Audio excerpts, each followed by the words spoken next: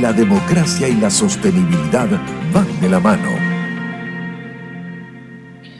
Y a las 11:44 ya tenemos en línea a Pedro Afonso del Pino, abogado, profesor de Derecho Constitucional, experto en el área municipal, su Twitter @Afonso del Pino, y así como lo hice con Juan Eduardo Medina, y nuestros lunes de capacitación están llenos de estos colaboradores que son Juan Medina y luego Pedro Afonso del Pino, a quien también agradezco por acompañarnos en ese panel donde se explicó esa eficiencia necesaria para los gobiernos municipales desde la implementación del gobierno abierto. Pedro y Juan me acompañaron en ese plan en el marco del Congreso Mundial de Mujeres Líderes, que, bueno, se va a dar de manera presencial en Harvard, pero ellos también de manera virtual van a estar allí presentes. Muchísimas gracias, fue tremendo panel, no se lo pueden perder, en su momento los vamos a informar.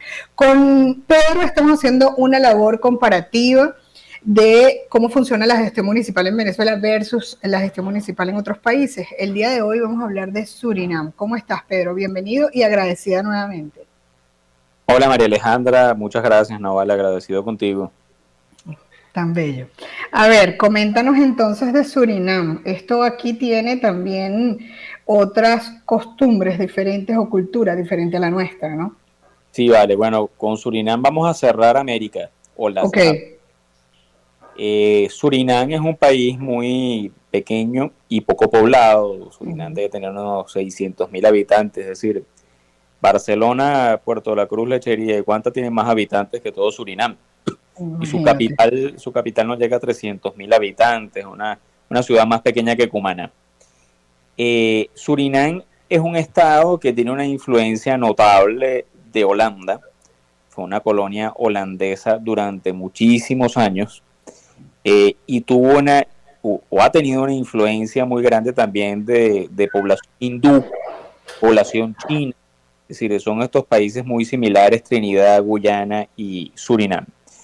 Surinam, al ser un estado pequeño y poco poblado, es un estado mucho de carácter más unitario. Es un estado que se divide en 10 regiones que ellos llaman distritos, y esos distritos cada uno tiene una instancia que llaman consejo de distrito, y hay una instancia ejecutiva que es nombrada por el distrito, por ese consejo de distrito. Estos distritos tienen un carácter electivo. Sin embargo, sus competencias no son tan autónomas como los municipios venezolanos o del resto del continente. Son más bien una representación electa del gobierno central y gestionan muchas cosas a través del gobierno central. Y después de los distritos tenemos 63 localidades, ellos no lo llaman municipios, son 63 localidades, que no son autónomas, son unidades administrativas en aldeas o en barrios dentro de las ciudades que pudiéramos llamar más grandes como Paramaribo, pero que no tienen tampoco ningún tipo de carácter autónomo. Es decir, y esto se entiende en el contexto de un país también con poco desarrollo, un país que sufrió largas dictaduras, su constitución es del 87, su descentralización ha sido tardía, y bueno, es un estado realmente poco poblado, cubierto de grandes selvas. Y por lo visto le falta mucho, pero más de 60 localidades en algo tan pequeño tampoco es desmeritable, ¿no? Lo malo es que no son autónomos. Sí, correcto. Tienen en su mayoría localidades rurales, localidades indígenas, solo que no tienen un carácter autónomo. Pero bueno, es un ejercicio interesante y ahí es decir, a modo de capítulo de resumen, ¿no? Que hemos recorrido las Américas, ¿no? Vemos sí, completo. Fuimos a Suramérica, nos fuimos a América del Norte, Central y bueno, estamos terminando hoy con Surinam. No sé cómo ibas tú, pero yo quisiera que metas en ese resumen el hecho de resaltar, pues, que aprender de positivo y que no está bien dentro de todo lo que hemos visto, ¿no? Bueno, fíjate, primero el gran segmento de las Américas es una herencia española. Inclusive parte de los Estados Unidos debería ser una herencia española.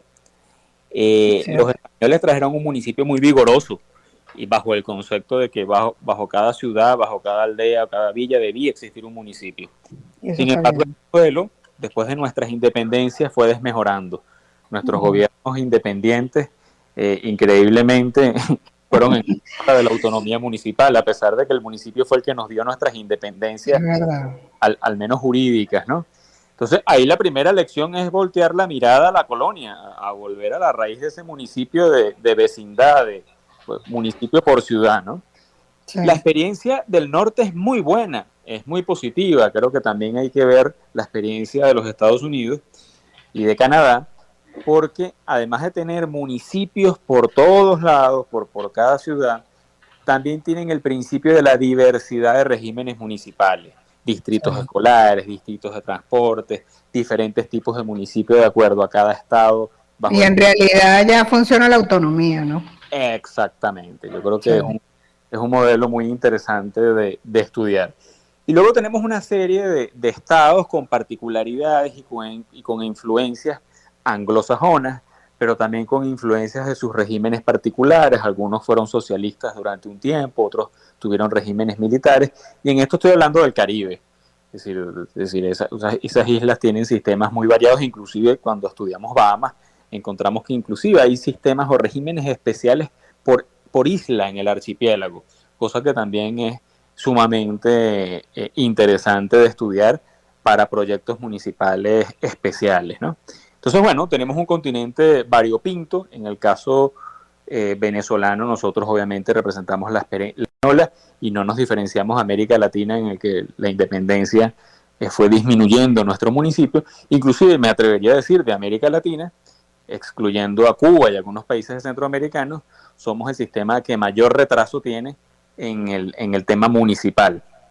Y aunque bueno, debería ser más avanzado, ¿no? Porque fue el municipio, pues, quien nos dio la independencia y fue por ahí donde se empezó, pero hemos retrocedido, la verdad. Es así. Y el municipio venezolano en la colonia fue el municipio más autónomo de todo el continente. Imagínate tú, ¿cuánto hemos perdido de eso? Es correcto. Es decir, nuestros municipios, en ausencia del gobernador designado por el rey, nuestros municipios podían gobernar la provincia. Eso era un privilegio que nada más se tenía en la capitanía de Venezuela, en ningún otro sitio del continente existía. Entonces, bueno, qué lástima que después la República, especialmente en el siglo XIX, desmejoró esa situación.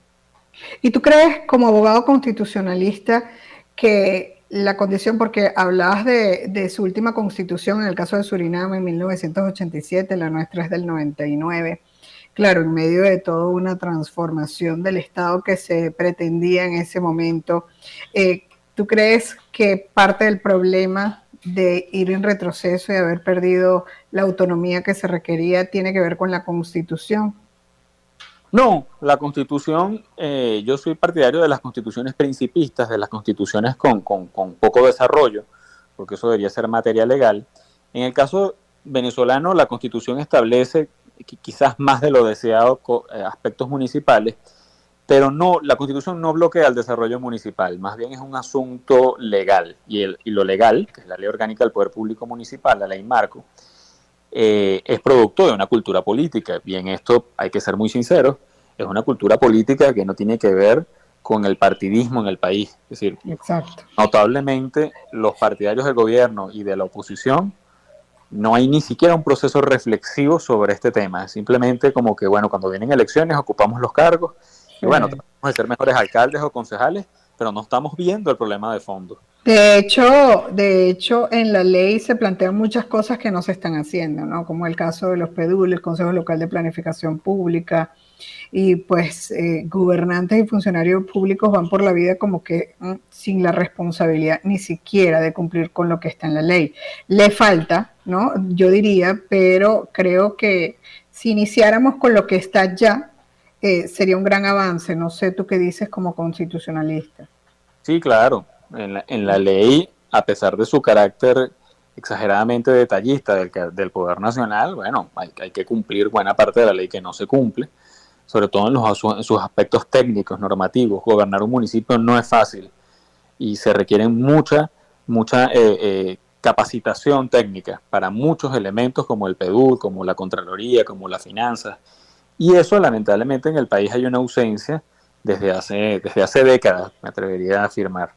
Entonces, bueno, requiere un esfuerzo grande de atender lo práctico, pero también se requiere un esfuerzo de toda la sociedad en repensar el municipio que queremos, y para eso el ejercicio que nosotros hemos hecho en tu programa es fabuloso, porque tampoco uno puede pretender inventar el agua tibia, porque el municipio es una institución que tiene más de 500, 600 años, el municipio es moderno, y bueno, hay que revisar qué se ha hecho en otras partes del mundo como un buen modelo gerencial para reinventar el nuestro.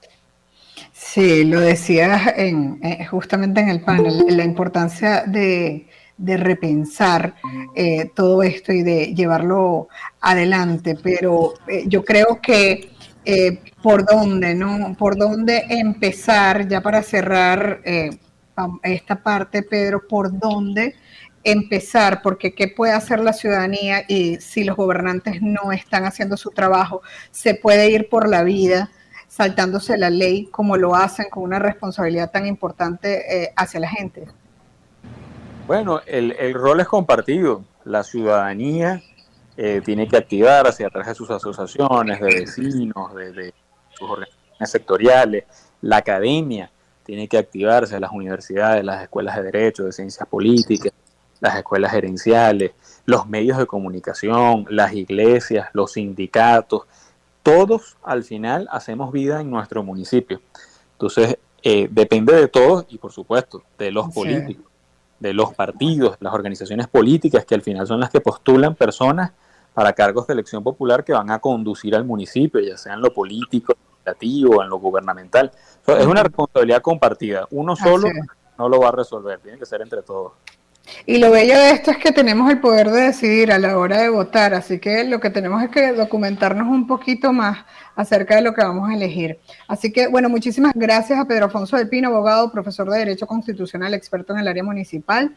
Terminamos con América, con este municipio el día de hoy y vamos a ver qué vuelta vamos a seguir dando. Usted puede recopilar todas estas entrevistas en genteyciudad.org, que ha sido un tremendo trabajo que ha venido desarrollando Pedro en esta parte del programa. Despedimos desde la Gerencia General Juana Bellorín, Armando López y Luis Pérez desde la edición y grabación, Luis Rodríguez desde el control técnico en la coordinación de producción general del Circuito Unión Radio, Jesús Salazar desde la jefatura de producción de Unión Radio 93.7 FM, se despide Alexandra Gamboa, Jessica Molina lo hace desde la producción general del programa, desde la redacción de mundour.com en Anzoátegui, Saraí Portillo, la suscrita se despide desde el micrófono María Alejandra Malaver Bellorín, certificado de locución 36.581 y de productor nacional independiente 6.264. Sigan nuestras redes sociales, las de Gente y Ciudad, Twitter, Instagram, TikTok, @Gente y Ciudad ORG. Mis cuentas personales también son iguales en todas las redes, Twitter, Instagram, TikTok y LinkedIn, @Male_Malaver. Pueden escuchar nuestras entrevistas a todos los profesionales, les recuerdo, por todas las plataformas podcast o también en nuestra web genteyciudad.org. Nos despedimos, no sin antes recordarles que el objetivo es convertirnos en el ciudadano que el planeta necesita a partir de nuestra acción individual. La estrategia, dar siempre lo mejor de nosotros.